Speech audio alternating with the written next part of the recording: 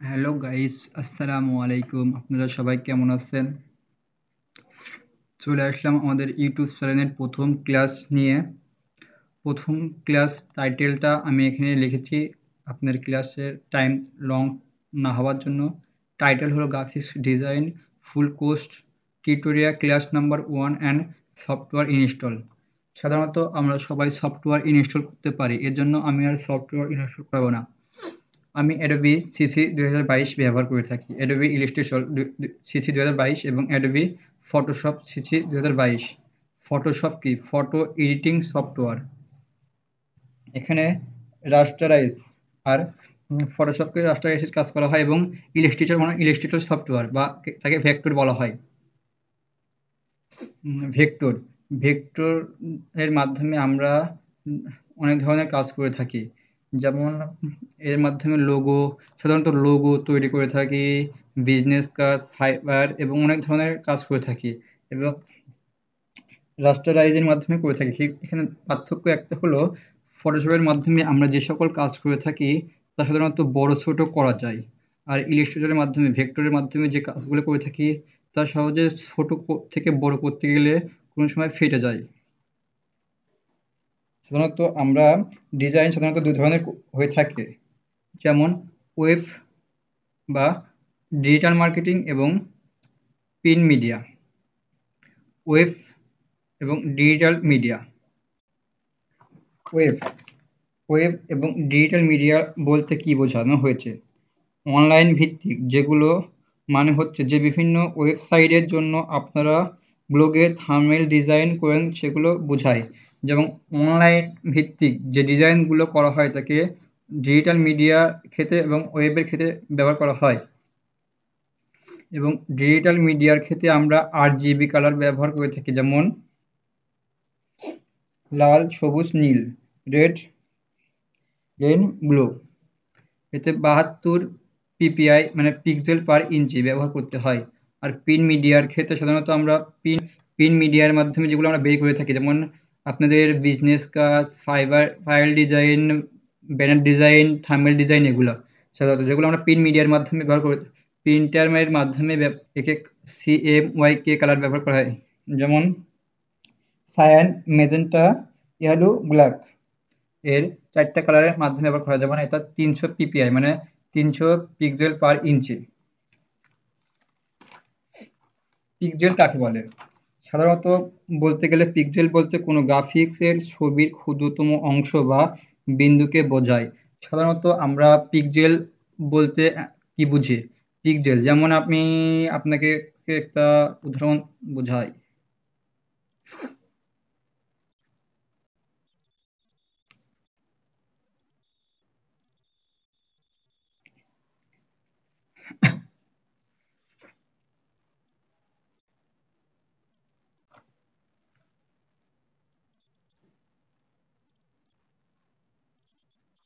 যেমন ধরুন এই ভদ্রলোককে নিয়ে বোঝায়।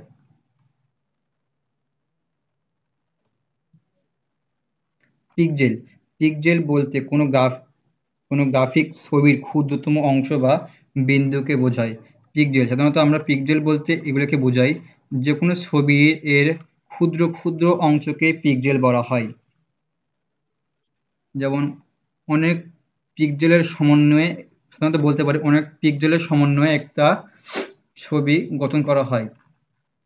এই ক্ষুদ্র ক্ষুদ্র পিক্সেলের মাধ্যমে আমাদের একটা ছবি গঠন করা হয়। বাট আমরা সাধারণত গুগলে এখানে যদি লেখা হয় 1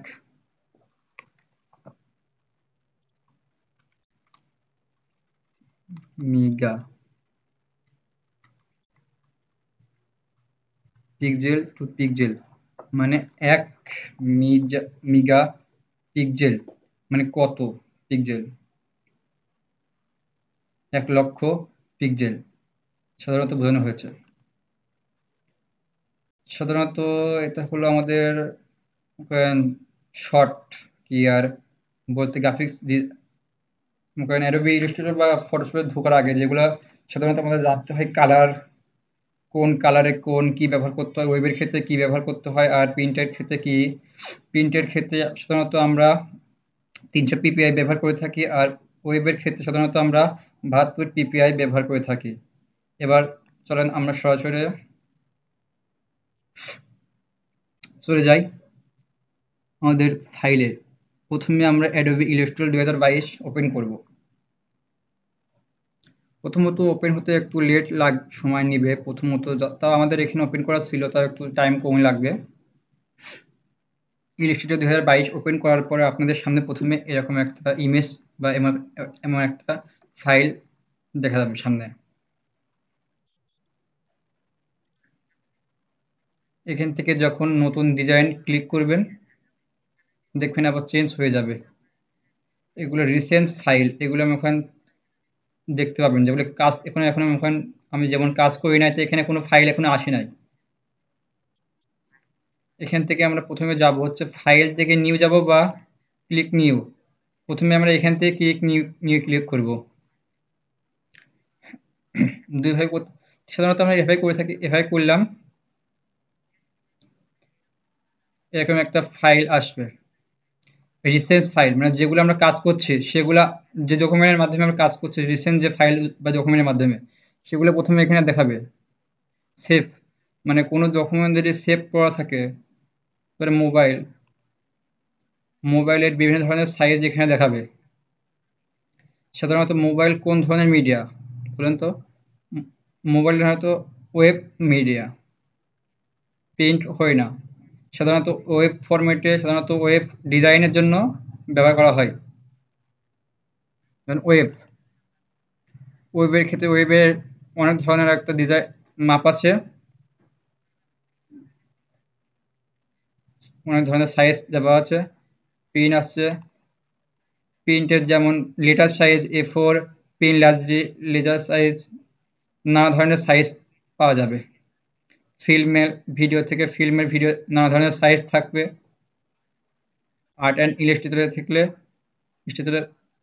যে ধরনের ডকুমেন্ট লাগে সে ডকুমেন্টগুলো এখানে থাকবে। সাধারণত আমরা ওয়েব এবং পিন দুটোই ব্যবহার করে থাকি, কারণ এই দুটো থেকে আমরা সব ধরনের ক্যাটাগরি ব্যবহার করতে পারি। যেমন আমরা ওয়েবে গেলাম, এখানে ডান দিকে দেখেন ওয়েট এবং হাই এবং পিক্সেলে মাপ দিতে পারবো। ওয়েব থেকে ওয়েব থেকে যে কোনো ডিজাইনে মাপ করা হয় পিক্সেলের মাধ্যমে। যেমন ইঞ্চির ক্ষেত্রে মিলিমিটারের ক্ষেত্রে সিএম লেখা থাকে।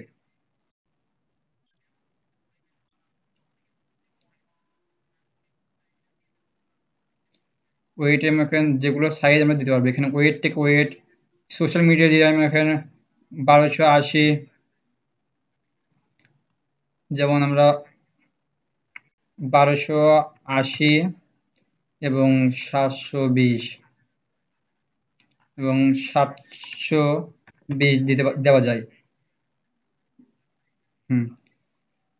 সোশ্যাল মিডিয়ার ক্ষেত্রে সাধারণত স্ক্রল সাইজে ব্যবহৃত হয়। আমরা এই সাইজগুলো সাধারণত প্রথম জানি না। আমরা সাইজ দেওয়ার পর এখানে কালার মোড আছে, তারপরে পিপিআই আছে। হ্যাঁ, এখানে দেখেন সাধারণত আমার লাগবে 72 এবং প্রিন্টের ক্ষেত্রে 300, দুইটা লাগবে। এবং কালার মোডে গেলে পরে এখানে RGB আর সেম কালার, দুইটা কালারই থাকবে। যখন যেটা লাগবে সেটা দেখব। ডিফল্ট অনেকগুলো আছে, ডিফল্টের কাজ নাই আমাদের এখানে। সাধারণত আমাদের লাগে হচ্ছে RGB এবং CM। এখান থেকে ক্লিক করলে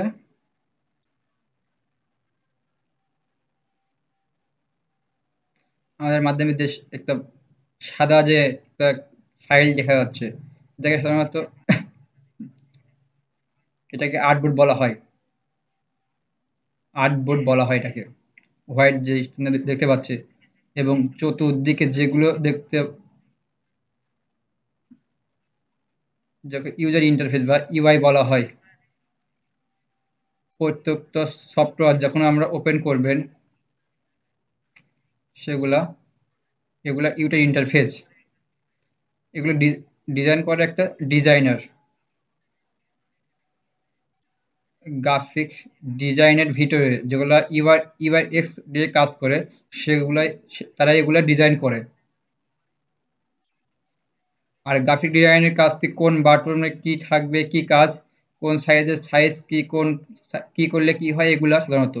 আর এখানে মাউস নিয়ে গেলে সাধারণত আপনার কি করতে হবে, কোন টুলসের সাধারণত এগুলা উল্লেখ করা থাকবে, টুলের নাম সহ এখানে।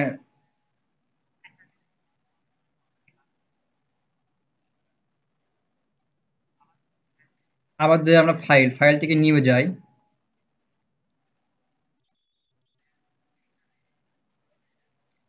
ওয়েবে যাই। হ্যাঁ, এখানে আর্টবোর্ড ডাব আছে একটা। আমি যে দুইটা আবার আর্টবোর্ড যদি আমি দুইটা দিই,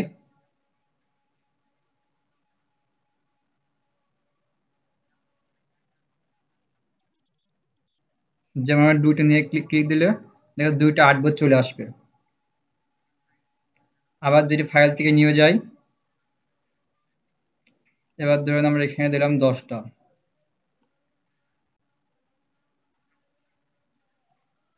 এখানে 10টা। সাধারণত আমরা আমাদের যতগুলো আর্টবোর্ডের প্রয়োজন সেতগুলো আর্টবোর্ড এখানে নিতে পারবো আমরা। এবং আবার ফাইলে গেলাম, ফাইল থেকে নিউ, আবার এখান থেকে ওয়েবে গেলাম। এটা উইথ আর এটা হাইট। এখানে আমি একটা আর্টবোর্ড নিলাম। আর প্রিন্ট মিডিয়া যাই, প্রিন্ট মিডিয়া যাই।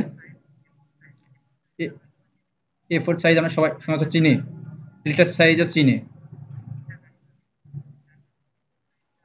আচ্ছা, প্রিন্ট মিডিয়া, এ ফোর সাইজ এবং লেটার সাইজ এবং প্রিন্ট। সাধারণত লেটার সাইজ ব্যবহার করা বেশি হয় আপনার বিদেশে যারা থাকে। হুম। আর লিগ্যাল সাইজ সাধারণত এটা আপনাদের দলিলের কাজে ব্যবহার করা হয়। হুম, এগুলো সাধারণত দলিলের কাজে ব্যবহার করা হয়।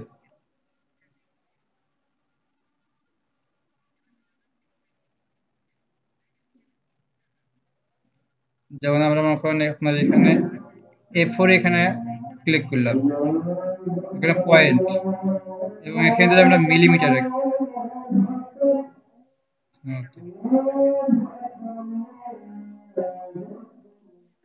আজকের মতো এখানে টাইম স্বল্পতার কারণে আগামী কাল থেকে আপনাদের এখানে পুরো ক্লাস করা হবে। খুদা হাফেজ।